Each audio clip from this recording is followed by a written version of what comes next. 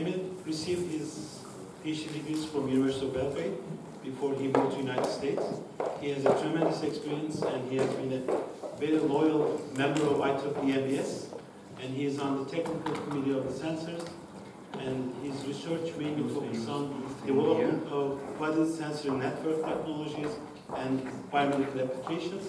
He has been great help also. I would like to acknowledge that he was very helpful for our capstone students in Houston via Skype, and one of the unsolved problems solved within a short time, and the 4 members of the team really appreciated what they have learned, and he was able to share all the softwares he had with our students. Emil also walked 16 kilometers yesterday. He was in the top of the mountain and exploring the beautiful island of Crete. Okay, thank you everybody. I really glad to be here today and to present at this wonderful meeting. And I also appreciate Dr. Pettigrew's presentation because it gives really big picture, where are we going, and my presentation is an attempt to show you how we can get there. So I'm coming from Huntsville, Alabama, that is also called Rocket City, and original Apollo mission started from Huntsville. Later on, Houston stole the whole mission, but we were the first one to start. And the whole mission started when President Kennedy came in '63 to Huntsville and asked from Brown, can we get to the moon? And he said yes, and so the whole project started. And University of Alabama in Huntsville, it's a very nice campus, and we are heavily invested in technology and have a great collaboration with NASA and Army in town.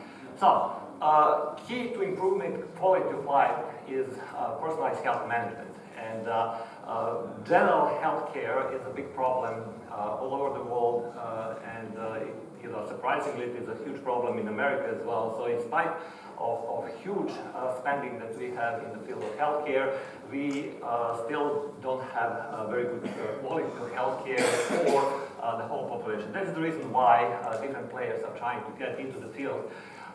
And there is a new healthcare paradigm that is called P4, that stands for Predictive, Personalized, Preventive, and Participatory, that is trying to change overall framework. How do we organize healthcare and how do we participate in healthcare? So by providing more participation of users, we can provide better quality of healthcare and improve overall quality of life.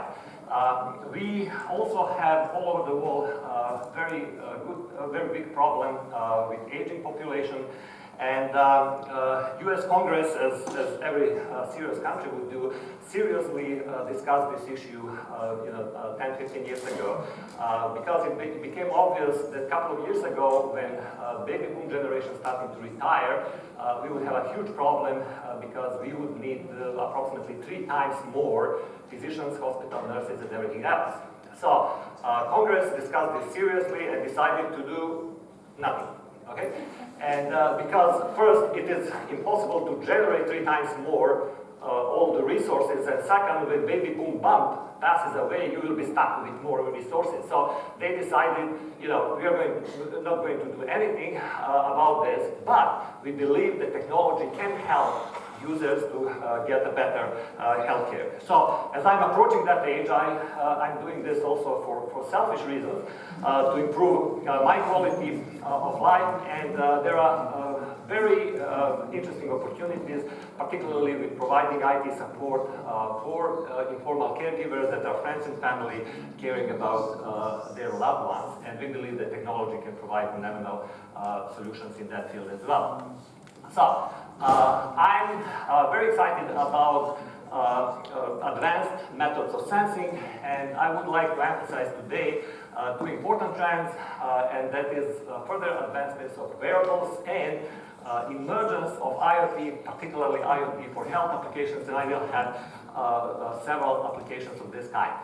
My first biomedical project that I will participate in was to detect sleep apnea, central sleep apnea based on EEG. So we wired the whole person, we recorded the whole night. Next day, the idea was simple. You know, you find exactly where is sleep apnea, and you look brain electrical activity before that, and then you try to predict. You know, can we use that to predict sleep apnea?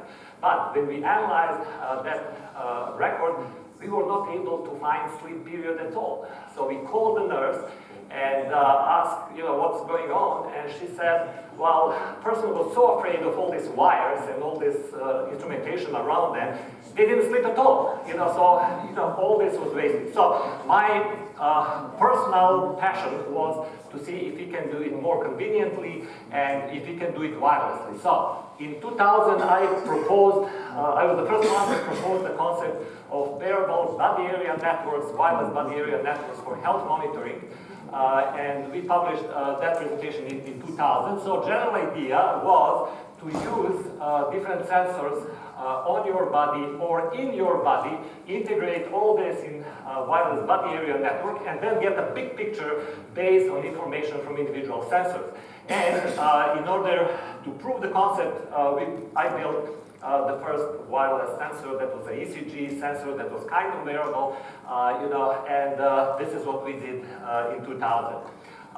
Later on, in 2005, we applied the same concept to rehabilitation of cardiac patients at Mayo Clinic, and we demonstrated that, you know, we can definitely use this concept for continuous ubiquitous monitoring. And this paper is one of the most published papers in the field of mobile health, or mHealth. Well, 18 years later, we came a long way. And this is Apple Watch that was released last year that allows you not only to monitor person, but also to create warnings. So in the case of arrhythmias or some conditions, you can get a warning for your watch. So our ultimate goal is to create a guardian angel, to create intelligent device that can monitor your status and then guide users about, you know, their habits and possible problems that they have. So that unobtrusive guidance is kind of, you know, your mother taking care of you all the time, but being able to control exactly what you're going to hear from your guardian angel or not. So let me tell you something about technological trends. This is the plot that I like very much that demonstrates exactly how much improvement in performance of computers, in the amount of memory, but also falling price of computing that we have over the decades. And for those young students, I would also like to tell you that you live in incredible time. When I graduated, it took approximately $20,000 to buy an emulator that will allow you to develop your own programs on embedded platforms that you want to play with. And then additional $5,000 to any piece of software that you might need along the process. Now, you can have for 10 to 15 bucks, you have embedded platforms with free software that will allow you to rapidly create your prototype and start playing immediately in a matter of hours. So you should definitely use that opportunity. Well, that went too far, too fast. Students, do you know what is this device?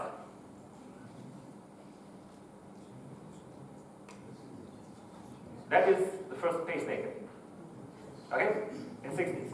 So, from 60s to, let's say, 80s, we managed to squeeze this whole device into a small device that can be implanted under your skin, and 90% of that device is battery. Okay?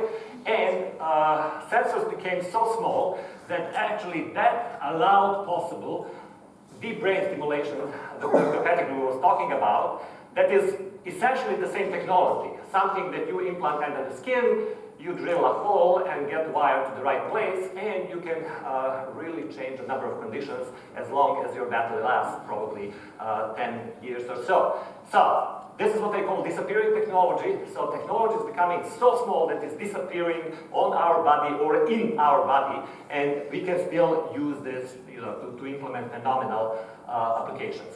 Another example that is more off the shelf and does not require drilling of your skull is implementation and integration of ever-increasing performance sensors into smaller and smaller packages. You're all familiar with PPG that can measure heart rate, blood oxygen saturation. This is the project, my senior design project of my students. 15 years ago, we created reconfigurable SpO2 sensor, and this was the size of sensor that is necessary, that was necessary at that time.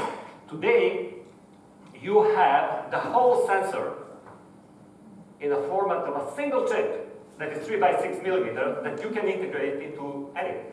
Okay? And you will see later on one example. So it is amazing how in a very short span of time, if you need something, there is a way to integrate this, make it incredibly small and incredibly available. And not to mention that this chip is just a couple of bucks to implement.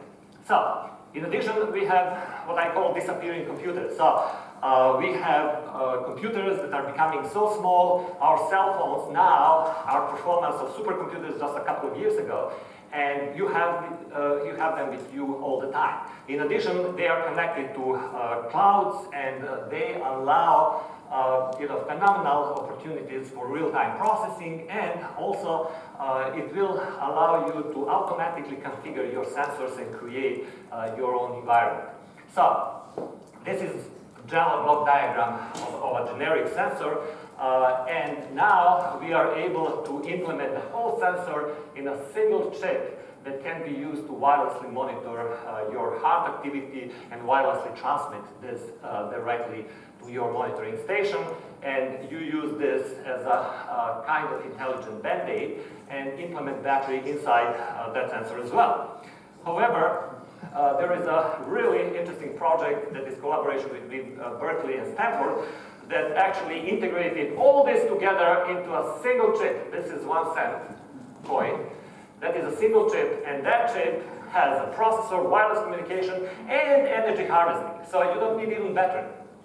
So in this small chip, you have everything you need. So, sky is the limit. And another great opportunity that I would like to emphasize is use of smartwatches. Smartwatches are very important because, old rule, in the real estate, location, location, location. It is very conveniently located. You have a number of very interesting sensors that are directly on the watch itself, and you can use that in some very exciting applications, and I'll show you some examples later on. As engineer, I had to use this slide just to demonstrate, exactly how wonderful this technology is and how complex this technology is, how we can really integrate all this phenomenal technology in a very small package that, in addition, can be even useful. Smartphones also created incredible change. It's not only technological change, but it is also a social change. So now you have, more than 60% of the population has some kind of cell phone, even more than people having access to internet. And they have incredible social impact, and it has been demonstrated that you can use power of that social impact even for healthcare applications and to improve quality of living of users. I would also like to emphasize one important technological trend that people usually don't talk about, and that is incredible development of decrease of power consumption of cell phone controllers. Okay, so typically cell phone controller consumes around 2 amps in peaks of power. Now, if you optimize performance and decrease overall bandwidth, there are standards like this too that you can see that can increase in a specialized chip to 20 milliamps, orders of magnitude less. Okay, which means that 20 milliamps is as a requirement to use a cell phone battery, small coin-sized battery. So that means that you can have cell phone connectivity using a really portable device with a very long battery life. And that allows you universal connectivity, so you don't have to configure your router, you don't need password for your router, you already have cell phone coverage everywhere, so you can go on and connect and have ubiquitous connectivity of your system. So, wearable health monitoring. So now we already have a lot of sensors that can be used, and they can be used in a number of conditions, in a number of applications. So almost every application that you might need can integrate necessary sensors and even have direct connectivity. We used all the sensors that we have on smartphone, including inertial sensors that we have on smartphone, to automate standard mobility tests. One of this is time up and go. So when you're told, you stand up, go 3 meters around the obstacle, come back. Currently, doctors use only total time to perform that. And if you need more than 12 seconds, you have a problem, obviously. However, because of all this instrumentation, we were able to extract a number of important parameters that can characterize different phases of your walk, that can characterize exactly your mobility, and integrate all this directly on our mHealth server. The most interesting example, I have a group in Brazil that used our application to monitor 100 people that are all older than 90 years and assess their mobility using our application and our system. And in addition, we also used modeling, so we use a simplified 3-segment model to assess forces and then actually even diagnose if people have problems with joints and other problems with mobility. Another important application is we expanded another mobility test that is 30-second chair stand test that simply requires you to stand as many times as you can in 30 seconds. And again, currently in practice, physicians simply ask you to do that and then count how many times you can stand up. Okay? And then depending on your age and number of stand-ups, you can see if person is in good shape or not. So if you come to EMBC in July in Berlin, I will be presenting paper where we use a smartwatch to assess mobility and monitor exactly how many transitions you have. But we have a lot of sensors. So we were even able to monitor heart response to exercise. So we know this is the beginning of exercise, this is 30 seconds. So we know exactly how your heart rate increased and also how your heart rate recover after exercise. That is a measure of fitness. So we can have a measure of fitness like some small test every time you actually perform this test. And not to mention other things, like you see this noise and this noise. This is not a noise. This is vibration of your smartphone indicating that you should start testing. Okay? So we can detect this noise in accelerometer signals. Okay? And we know exactly when did you start moving. So we can measure what is your reaction time. And we can see even your psychophysiological state based on physical signals that we pick up directly from one test. So this is exactly what is really exciting, that only from available signals, once you get into this, you discover incredible opportunities for a number of applications. So IoT, or Internet of Things, is extremely important new concept.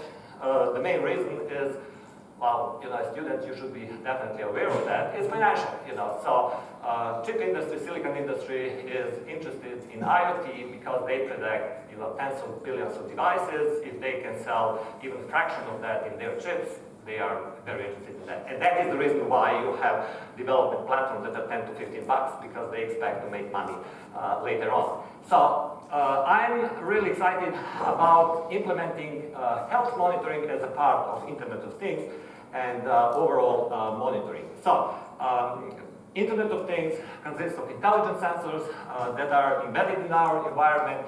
It is expected that we will have really tens of billions of devices integrated in a very short time. And from the start, all these devices are connected to some cloud server, so you can use that to integrate all this information to collect data that you need for data mining, and then create a really phenomenal application. And I would like to give you an example of a very interesting utility or appliance, IoT appliance that we implemented in 2007. I wrote a patent for the whole system that can improve adherence of patients so that they don't miss their drugs. And so a company in New York, AdhereTech, actually implemented the whole concept. And this is essentially a microcontroller with cell phone interface in every pill bottle, and they are able to see exactly how people are using drugs, and by using integrated system, they were able to improve adherence for 10 to 24%. We also applied artificial intelligence methods to just measure capacitance of the outside of the bottle and predict if child is trying to open the bottle, and then raise alarm for parents or caregivers and warn them that something else is going to important is going to happen. So ambient intelligence can definitely improve robustness of wearable sensors, provide alternative methods of monitoring, and provide context for monitoring. So there are a number of different physiological sensors and projects that can be used. And we can also use so-called opportunistic monitoring, that means video and other forms of monitoring that can even use existing signals like Wi-Fi signals in the environment to measure even signals that you wouldn't expect, like breathing of users and physical activity. I would also like to briefly emphasize the importance of a concept of quantified self. So unlike standard medical studies where you need tens of thousands of patients in control group and treatment group, if you can have only one patient, and that is yourself, and you discover something that is important for you, I don't care if it is proved on 10,000 other people. If it works for me, I will know exactly what to use. So I believe that will be also a very good option. So I'm actually implementing different smart stuff, and that means implementing physiological monitoring in objects of everyday use.